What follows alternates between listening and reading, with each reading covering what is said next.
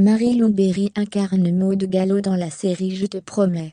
Alors que la diffusion de la saison 2 du programme débute le 31 janvier 2022 sur TF1, la comédienne a expliqué qu'elle avait accepté de se joindre à l'équipe à une condition. Quand elle a accepté son rôle dans la série Je te promets, Marie-Lou Berry a émis quelques doutes.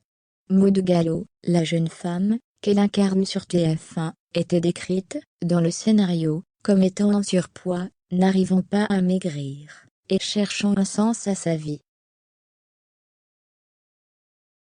Ce qui aurait pu être réalisé, à l'écran, de manière extrêmement maladroite. Heureusement, la comédienne de 38 ans a eu son mot à dire en participant à l'aventure. C'est ce qu'elle assure dans les colonnes du magazine Télé 7 jours.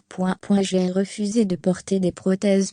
On voit peu de gros à la télévision ou au cinéma, regrette la maman du petit Andy. Pour moi, il n'y a que deux manières d'aborder cette thématique. Soit un comédien enveloppé joue un rôle lambda, et le fait qu'il soit gros n'est pas un sujet. Soit le scénario parle des souffrances que vivent éventuellement ces personnes-là. Maud est vecteur, et je suis ce que j'appelle la caution grosse. Si j'estime qu'une situation est dégradante, moqueuse, ou irréelle, je ne la joue pas. De la même manière que j'ai refusé de porter des prothèses, pour paraître plus imposante. J'ai donc eu la liberté de poser, par mon vécu, des limites, et j'ai eu la chance d'avoir été écoutée. C'est comme si j'effectuais un retour en arrière. Marie-Lou Berry est à l'affiche de la saison 2 de la série Je te promets, diffusée sur la première chaîne, le 31 janvier 2022. En se joignant à la fête, elle a retrouvé ses camarades, Camille Lou, Guillaume Labbé, Narcisse Mam ou Marc Rizzo. Mais pas seulement.